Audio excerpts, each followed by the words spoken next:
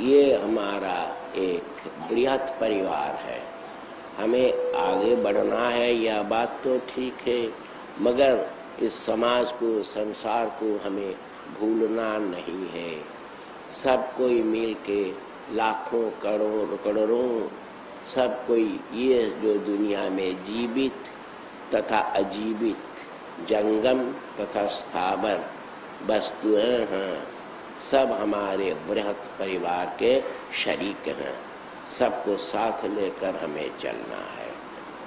और पहले ही कहा गया है, इसीलिए भौम जो है, तन्मात्रिक भौम है, इसके भीतर से हमें चलना है और जो मौल संवृत्ति है उसके साथ संतुलन रखते हुए चलना है।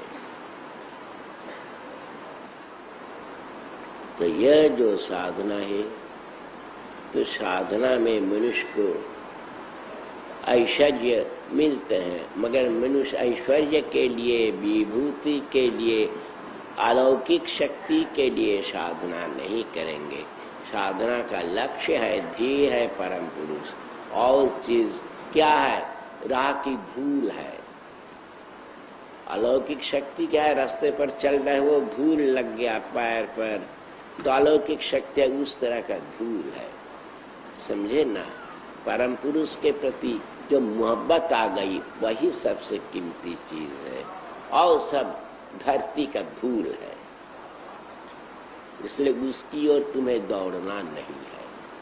हाँ, चलते वक्त कई शक्तियां आ जाती हैं, और ये जो पहले कहा गया है कि संवृत्ति के साथ संतुलन रखते हुए आगे बढ़ना है परम पुरुष की ओर। उसी से अनिमा, लघिमा, महिमा वगैरह अलौकिक शक्तियां आती हैं।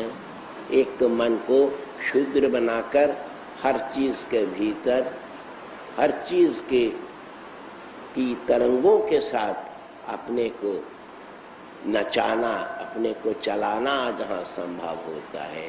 अपने को बिंदु नहीं बनाने से हर चीज के छंद के साथ नचना नामुमकिन है।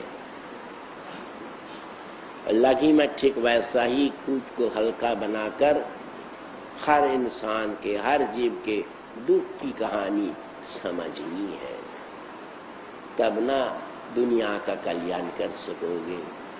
मनुष्य के मन में जो जमा हुआ दुख है, जो आंसू है, उसे समझना है, तब ना तुम दुख को हटा सकोगे।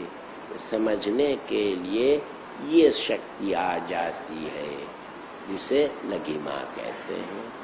और महिमा है खुद को बृहत बना लेना, इतना बड़ा कि समूचा विश्व ब्रह्मांड तुम्हारे मन के अंदर आ जाए।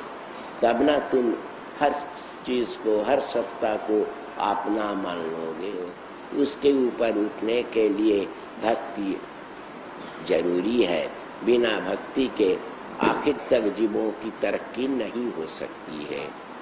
और सबसे बड़ी बात यह जो सर्वज्ञत्व है, ये सर्वज्ञत्व के लिए भक्ति की आवश्यकता तो है ही, किंतु परम पुरुष को जानना जो मानव जीवन के लिए सारा सार है, सबसे बड़ा व्रत है, उसके लिए वो पॉजिटिव माइक्रोबाइटा से थोड़ी सी मदद मिल सकती है, और अधिक मदद मिलती है अपनी भक्ति से।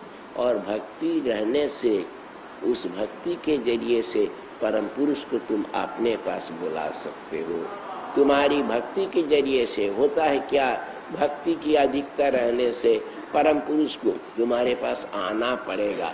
उनके लिए तुम्हारे पास आना उनके लिए फर्ज बन जाता है।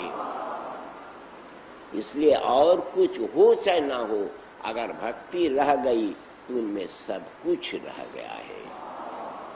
तो ये इसी के द्वारा मनुष्य परम पुरुष को पाते हैं, और परम पुरुष से एकीभूत हो सकते हैं, जो मानव जीवन के लिए चरम तथा परम तत्व है। तो साधना से इसी तरह से आगे बढ़ना है ना। तो साधना की शुरुआत में ये जो कर्तृ अहम, मैं करता हूँ, मैं खाता हूँ, मैं जाता हूँ, ये जो मैं साधना शुरू कर देता है, जब तक ये साधना स्थूल भूमि में तथा स्थूल मानसिक भूमि में चलती है, तब तक यही कर्तृमय करता है साधना। उसके बाद जब साधना स्थूल मानसिक तथा आध्यात्मिक स्तर पर पहुंच जाती है, तब ये साधना करता है ज्ञमय, जानने वाला मैं। मगर साधना के जो चरम स्तर है, आध्यात्मिक भूमि है, वहां पॉजिटिव माइक्रोबाइटा भी कुछ नहीं कर सकता है और कोई भी कुछ नहीं कर सकता है, बुद्धि ज्ञान भी कुछ नहीं कर सकता है, सब कोई फेल कर जाता है। उस हालत में परम पुरुष की कृपा ही मनुष्य के लिए सबसे बड़ा सहारा है। तो कृपा के बिना कुछ नहीं होता है।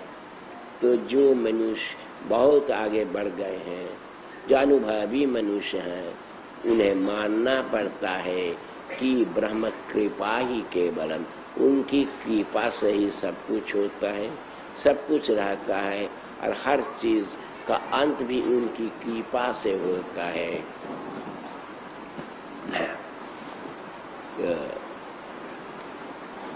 ये जो यतो वा ईमानि भूतानि जायन्ते येन जातानि जीवन्ति यत् प्रयन्ताभीशं विशन्ति, उन्हीं की कृपा से इस दुनिया की पैदाइश हुई, उन्हीं की कृपा से दुनिया जीवित है, और उन्हीं की कृपा से ही सब कुछ अंत तक उन्हीं में मिल जाएगा।